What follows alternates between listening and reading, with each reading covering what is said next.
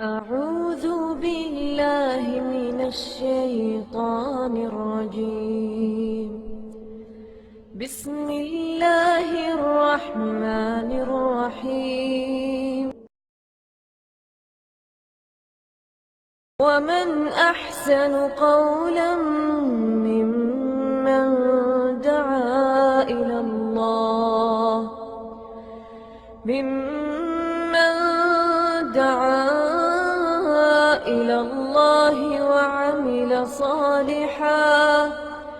وعمل صالحا وقال إنني من المسلمين.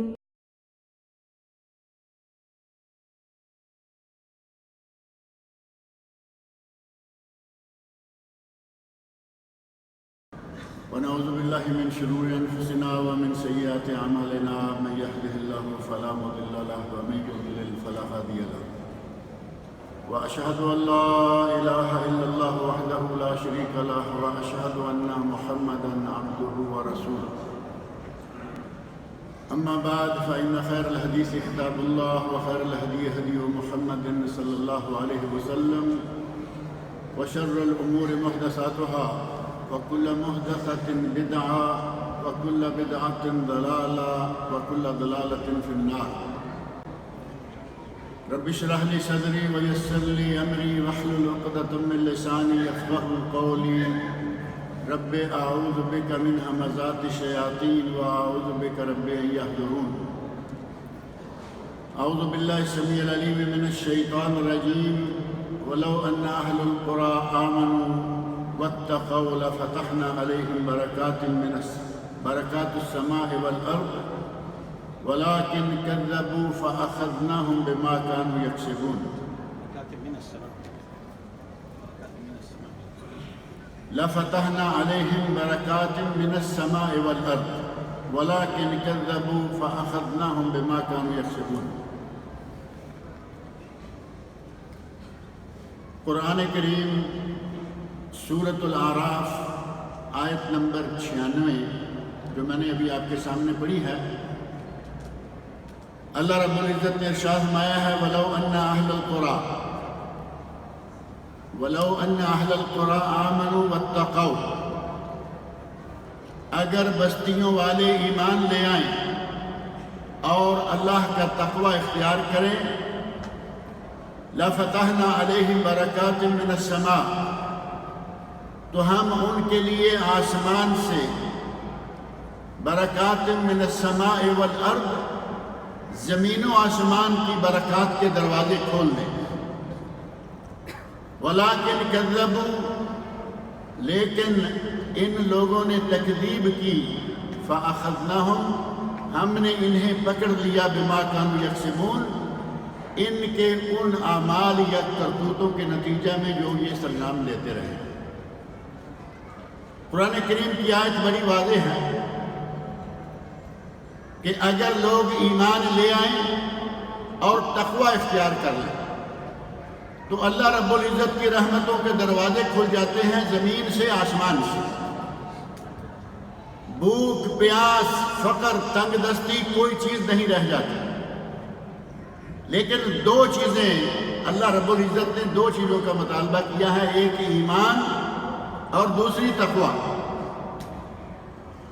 آج کے موجودہ دور میں ہم دیکھ رہے ہیں دعائیں مانگی جا رہی ہیں، صلاۃ الاستسقاء بار بار پڑھی جا رہی ہے اور اللہ سے مانگتے ہیں کہ یا اللہ ہمیں بارش عطا فرما. آپ بھی دیکھ رہے ہیں، یہ بات مشاہدہ عام میں آ رہی ہے کہ بارش کی بجائے غبار آ رہا ہے. کیا سمجھتے ہیں یہ ہمارے گناہوں کا نتیجہ نہیں ہے؟ اللہ رب العزت کا وعدہ ہے اور برحق ہے، وَلَوْ أَنَّ أَهْلَ الْقُرَىٰ آمَنُوا وَاتَّقَوْا، اگر ان بستیوں والے، اگر یہ لوگ ایمان لے آئیں، اللہ کا تقوی ان کے دل میں آ جائے، لَفَتَحْنَا عَلَيْهِمْ بَرَكَاتٍ مِّنَ السَّمَاءِ وَالْأَرْضِ، تو ہم ان پر زمین و آسمان سے برکتوں کے دروازے کھول دیں. اب برکتوں کے دروازے نہیں کھل رہے بلکہ غبار آ رہا ہے، بارش نہیں آ رہی، الٹی وہ چیز اللہ رب العزت بھیج رہا ہے جو لوگوں کے لیے نقصان دہ ہے۔ اللہ رب العزت اپنے وعدے پہ قائم ہے، اور جو لوگ یہاں پرانے رہنے والے ہیں وہ اچھی طرح جانتے ہیں۔ گزشتہ تقریباً 40 سال سے میں بھی ان علاقوں میں دیکھ رہا ہوں، آج صلاۃ الاستسقاء پڑھی گئی، صبح 6، 6:30 بجے، 7 بجے صلاۃ الاستسقاء پڑھی گئی، ظہر، عصر، مغرب تک بارش ہو جایا کرتی تھی۔ آپ میں مشاہدہ کرنے والے بہت سارے لوگ ہوں گے، اور اب بھی ہم مشاہدہ کر رہے ہیں کہ بار بار صلاۃ الاستسقاء پڑھی جا رہی ہے، بارش نہیں ہو رہی۔ ہمیں چاہیے کہ آپ گریبان میں منہ ڈالیں اور دیکھیں، سوچیں کہ آخر وجہ کیا ہے۔ اللہ رب العزت کا وعدہ سچا ہے، لیکن آج نبی اکرم صلی اللہ علیہ وسلم کا وہ ارشاد برحق ہے کہ اگر یہ لوگ زکوٰۃ دینے سے رک جائیں گے، اللہ آسمان سے بارشیں روک دے گا۔ آج لوگ اپنے پیسے کے ساتھ اتنا پیار پیدا کر چکے ہیں کہ زکوٰۃ جو کہ اللہ رب العزت نے صرف 2.5% مانگی ہے، زکوٰۃ کا نصاب کتنا ہے؟ پہلے اللہ رب العزت 100 ریال دیتا ہے اور پھر اس میں سے 2.5 ریال مانگتا ہے، 1000 ریال عطا کرتا ہے، 25 ریال مانگتا ہے، اور اگر کسی کو 1,00,000 ریال عطا فرمائے تو مطالبہ کتنا ہے؟ صرف 2,500۔ 1,00,000 ریال سے جیبیں بھری ہوئی ہیں، اور اللہ نے اس میں سے صرف 2.5 ریال مانگے ہیں۔ ہم وہ دینے کو تیار نہیں، وہ مالک بارشیں روک کے بیٹھے۔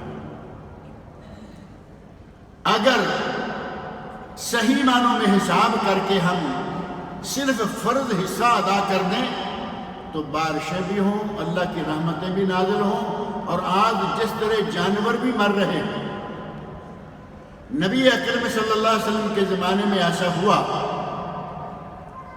جانور مرنے لگے، راستے کٹ گئے، آدمی مسجد میں داخل ہوا اور نبی صلی اللہ علیہ وسلم خطبہ ارشاد فرما رہے تھے۔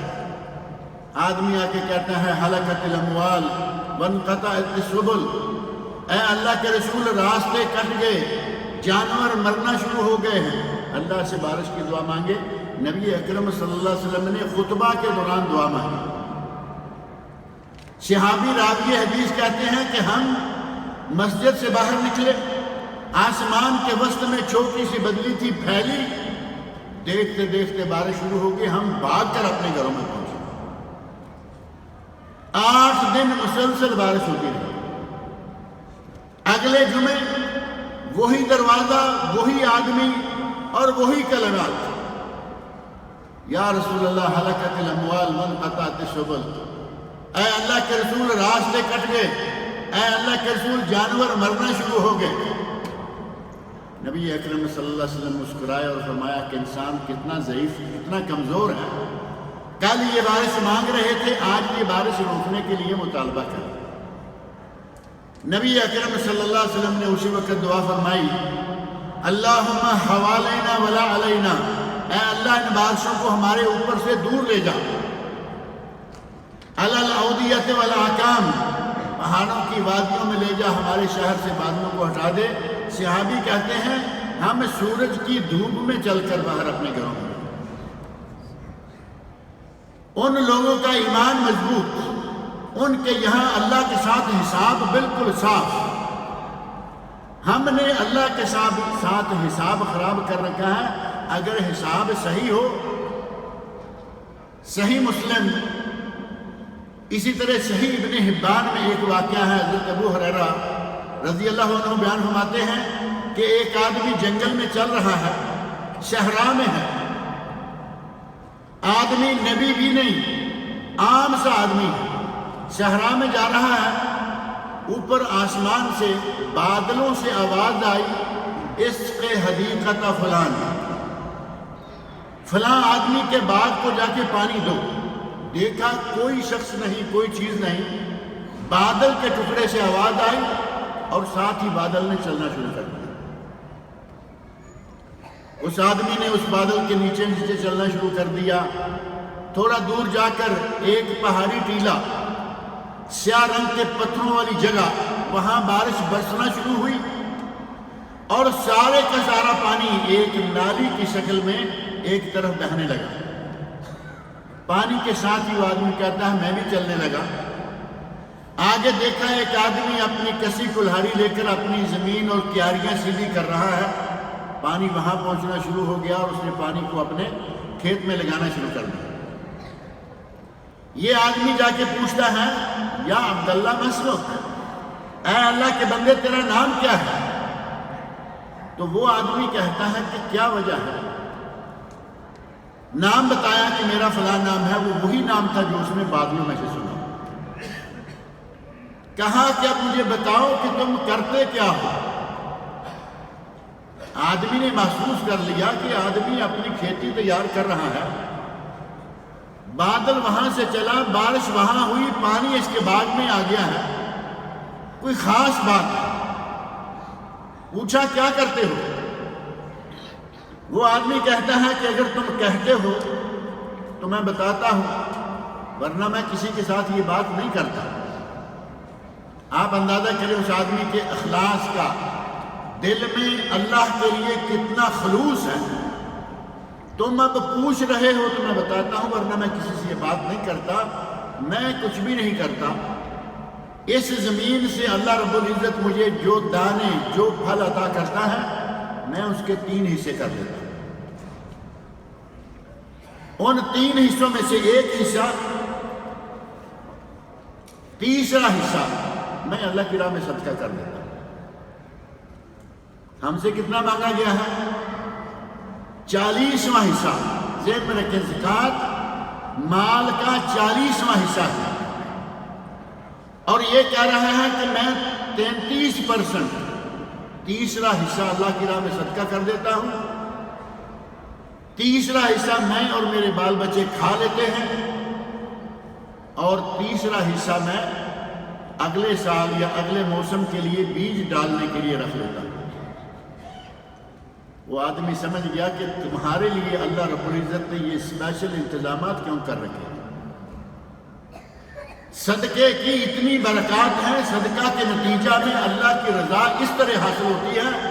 ایک آدمی نے کچھ مانگا نہیں، کچھ استسقا نہیں پڑی، اور اللہ بادلوں کو حکم دے رہا ہے کہ فلاں آدمی کے کھیتی کو، اس کے باغ کو پانی دے کے آؤ، اور اللہ پانی مہیا کر رہا ہے۔ آج ہمارے یہاں بارشیں نہ ہونے کا سبب یہ ہے کہ ہم اپنے پیسے پر سانپ بن کے بیٹھ گئے۔ 33% تو بڑی دور کی بات ہے، 2.5% دیتے ہوئے ہمارا دل یوں کرتا ہے۔ صحیح بخاری اور صحیح مسلم میں نبی اکرم صلی اللہ علیہ وسلم کا ارشاد ہے، اللہ رب العزت ارشاد فرماتے ہیں، حدیث قدسی، اللہ ارشاد فرماتا ہے، اے میرے بندے، انفق علیک، تم میری راہ میں خرچ کرو، میں تمہیں عطا کروں گا۔ تم میری راہ میں خرچ کرو، میں تمہیں عطا کروں گا۔ اور ہمیں دیتا کون ہے؟ آج اگر کوئی لاکھ پتی، کروڑ پتی یا ایسے بھی کوئی بڑی پتی ہے تو اسے کس نے دیا ہے؟ اللہ نے دیا ہے۔ اس مال سے اللہ کا حصہ خوش دلی کے ساتھ نکالا، اور اس کی مال کو اللہ کی راہ میں خرچ کرنے کی برکات کتنی ہے۔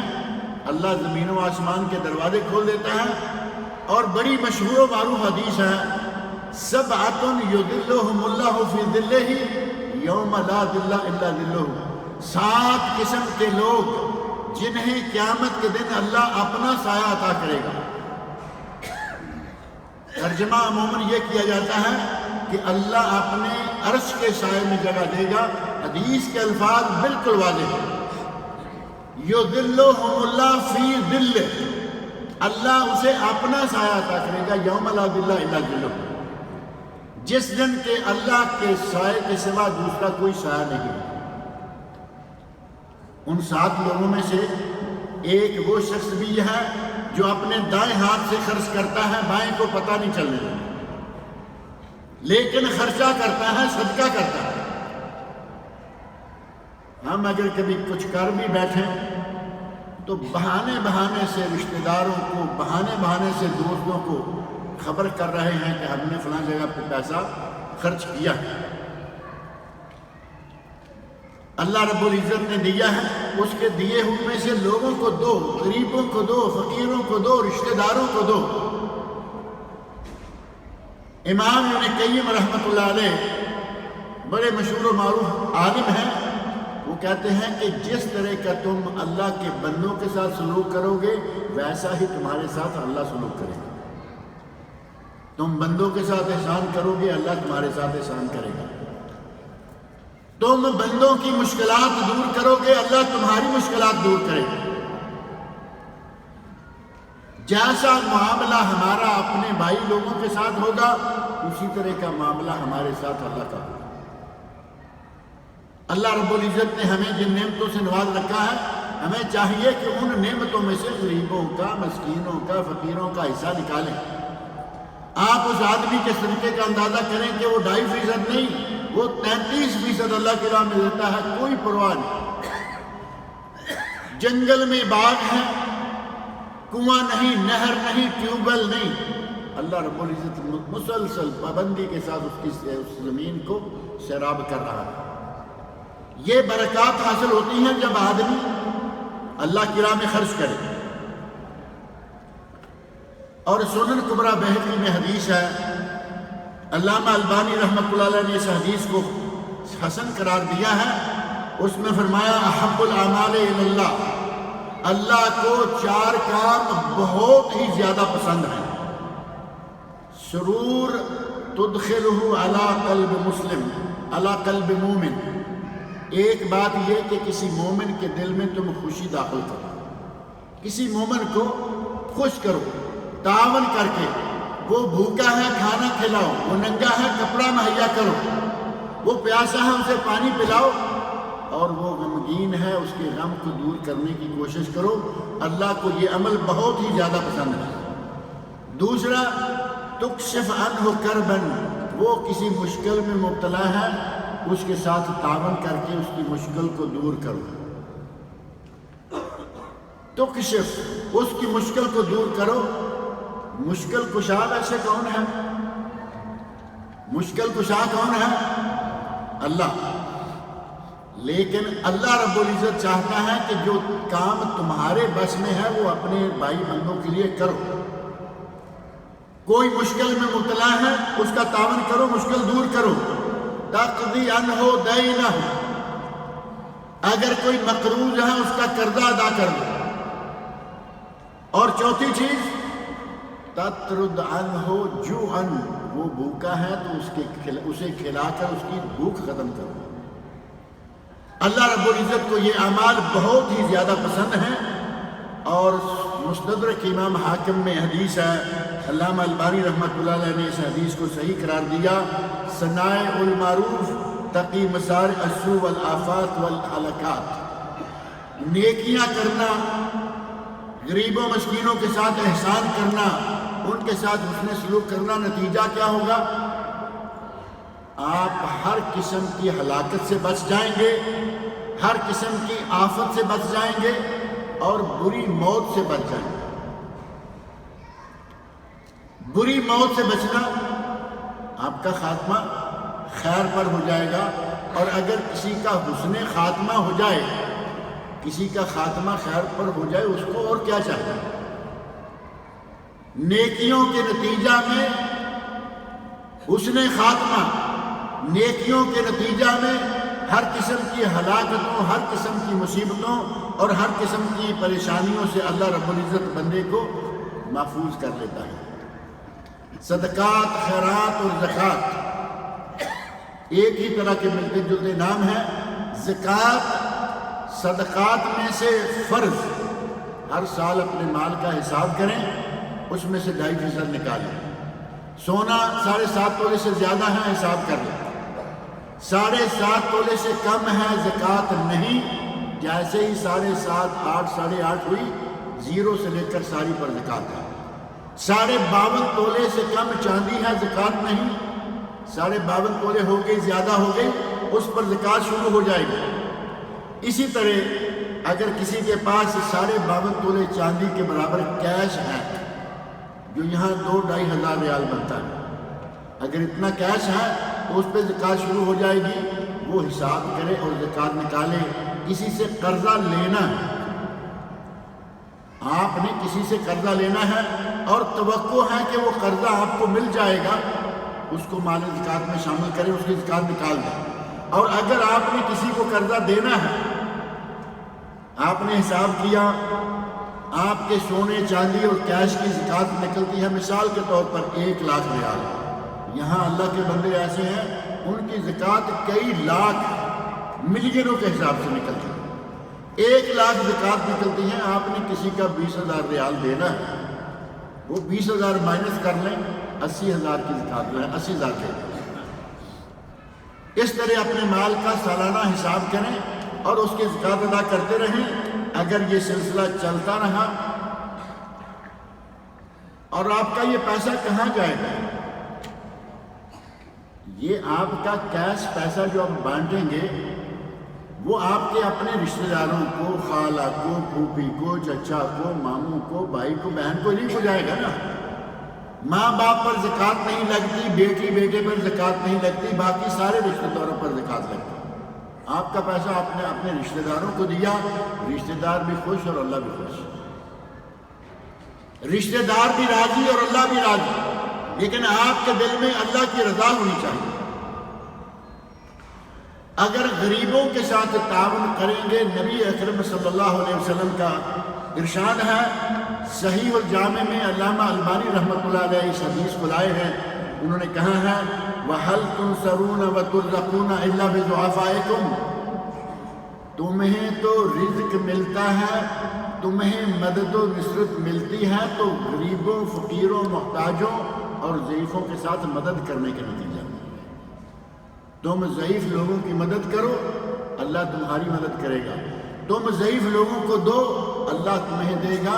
تمہارے پیسے تمہارے اپنے ہی لوگوں میں جائیں گے، اللہ کی رضا تمہیں حاصل ہو جائے گی۔ قربانی کا گوشت کہاں جاتا ہے؟ ہمارے اپنے رشتہ دار کھاتے ہیں، ہم کھاتے ہیں، گھر میں ہمارے بال بچے کھاتے ہیں، رشتہ دار پڑوسی کھاتے ہیں۔ اللہ رب العزت نے فرمایا ہے لَن يَنَالَ اللَّهَ لُحُومُهَا وَلَا دِمَاؤُهَا، اللہ کو تمہاری قربانیوں کے گوشت اور تمہاری قربانیوں کا خون نہیں پہنچتا، وَلَكِنْ يَنَالُهُ التَّقْوَى مِنْكُمْ، اللہ کو تمہارے دلوں کا تقوی پہنچتا ہے۔ اور سورت الاعراف کی آیت 96 جو میں نے پڑھی ہے، اس میں اللہ رب العزت نے ایمان اور تقوی کا ہی مطالبہ کیا ہے۔ وَلَوْ أَنَّ أَهْلَ الْقُرَىٰ آمَنُوا وَاتَّقَوْا، اگر بستیوں والے ایمان لے آئیں اور تقوی اختیار کر لیں، لَفَتَحْنَا عَلَيْهِمْ بَرَكَاتٍ مِّنَ السَّمَاءِ، لَفَتَحْنَا عَلَيْهِمْ بَرَكَاتِ السَّمَاءِ مِنَ السَّمَاءِ وَالْأَرْضِ، ہم زمین و آسمان سے برکتوں کے دروازے کھول دیں گے۔ اللہ رب العزت سے میری دعا ہے کہ وہ ہمیں صدقات و خیرات دل کھول کر کرنے کی توفیق عطا فرمائے۔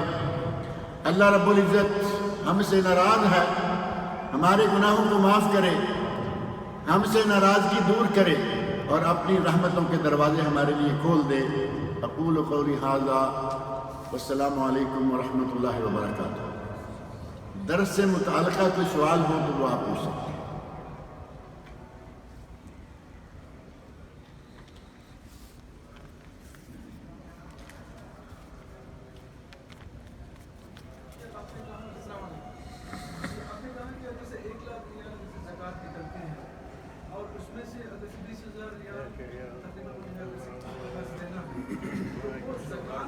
ٹوٹل مال سے وہ 20,000 نکالتے ہیں، ٹوٹل مال سے، نہیں زکوٰۃ سے، ٹوٹل مال سے۔ آپ کا 1 لاکھ زکوٰۃ مثلا بنی ہوئی ہے، لیکن آپ نے کسی کا 20,000 دینا ہے قرضہ، اور 1 لاکھ بنیں گے کب؟ جب آپ کے پاس 40 گنا زیادہ ہوگا۔ اس ٹوٹل میں سے 20,000 50,000 جو بھی قرضہ ہے وہ ادا کر لیں، باقی کی زکوٰۃ جو ہے وہ نکال دیں۔ جو زمین پر آپ کے مکان ہے اس کا ہوتا ہے زمین کی زکوٰۃ جو ہے، اگر زمین زراعی ہے تو اس میں ظاہر ہے کہ فصلوں پر عشر ہے، اور عشر کے بارے میں اللہ رب العزت نے قرآن کریم میں ارشاد فرمایا ہے وَآتُوا حَقَّهُ يَوْمَ حَصَادِهِ، جس دن فصل کاٹو، پھل نکالو، فصل کاٹو، اس کی زکوٰۃ اسی دن ادا کر دو۔ اور اگر زمین کمرشل ہے، پلاٹ لے کے رکھے ہوئے ہیں، تو ان پلاٹوں کی قیمت پر زکوٰۃ ہوگی۔ اگر کمرشل پلاٹ ہے قیمت پر زکوٰۃ ہے، اگر ایک پلاٹ ہے وہ آپ نے اپنے گھر کے لیے، اپنا گھر بنانے کے لیے لیا ہوا ہے، اس پر زکوٰۃ نہیں ہوگی، کمرشل پر زکوٰۃ ہوگی۔ کہتے ہیں کہ اگر کسی کو اولاد نہیں ہوتی تو وہ بھی صدقہ دے سکتے ہیں۔ ہمارے بھائی جو دمام کے رہنے والے ہیں، آگے کچھ لکھا ہے کہ ان کا پتہ نہیں ان کے بھائی کا کوئی معاملہ ہے، بات سمجھ نہیں آ رہی۔ بہرحال اگر کسی کی اولاد نہیں ہے، میاں بیوی ہیں، وہ بھی زکوٰۃ نکالیں، صدقہ نکالیں، خیرات نکالیں، اور اس کی برکت سے اللہ رب العزت اولاد بھی عطا کر دیتا ہے۔ سورہ نوح، اللہ رب العزت کا ارشاد سنیں فَقُلْتُ اسْتَغْفِرُوا رَبَّكُمْ إِنَّهُ كَانَ غَفَّارًا، میں نے کہا کہ اللہ سے توبہ طائب استغفار کرو، وہ بڑا ہی بخشنے والا ہے۔ یمددکم باموال، یرسل السماء علیکم مدرارا، وہ آسمان سے تم پر بارشیں نازل کرے گا۔ ویمددکم باموال وبنین، تمہیں مال دے گا، تمہیں اولاد دے گا۔ ویجعل لکم، اور تمہارے لیے، ویجعل لکم وَيَجْعَلْ لَكُمْ حَدَائِقَ وَيَجْعَلْ لَكُمْ جَنَّاتٍ وَيَجْعَلْ لَكُمْ أَنْهَارًا، تمہارے لیے باغ اور تمہارے لیے نہریں جاری کر دے گا۔ اس میں 4 چیزیں بتائی گئی ہیں کہ اللہ بارشیں نازل کرے گا، اللہ اولاد مہیا کرے گا، اللہ مال مہیا کرے گا، اور اللہ تمہارے لیے باغ اور نہریں جاری کرے گا۔ حسن بصری رحمۃ اللہ علیہ سے کسی نے پوچھا، آدمی آیا سوال کیا، کہاں حضرت اولاد نہیں، فرمایا توبہ استغفار کیا کرو۔ دوسرا آدمی آ گیا، وہ آگے کہتا ہے کہ سرکار بارشیں نہیں ہوتی، فرمایا توبہ استغفار کیا کرو۔ تیسرا آ گیا، کہا کہ باغ کو پھل نہیں آتا، کہا توبہ استغفار کیا کرو۔ چاروں کو الگ الگ آ کے الگ الگ سوال چاروں نے کیے، چاروں کو کہا توبہ استغفار کیا کرو۔ کسی نے پوچھا کہ آپ نے 4 لوگوں کے سوالوں کا ایک ہی جواب دیا ہے، تو کہنے لگے کہ میں نے اپنی طرف سے جواب نہیں دیا، سورہ نوح کی آیت پڑھ لو، یہی آیت نمبر 10، 11 اور 12۔ سورہ نوح آیت 10، 11، 12، اللہ نے استغفار کے نتیجہ میں یہ 4 چیزیں دینے کا وعدہ فرمایا۔ ان میں اولاد بھی شامل ہے۔ اگر کسی کی اولاد نہیں، وہ زیادہ صدقہ دے، اللہ کی راہ میں زیادہ خرچ کرے، اور اللہ سے دعا مانگے، اللہ رب العزت اسے اولاد بھی عطا کرے۔ شیخ السلام علیکم، ایک سوال تھا۔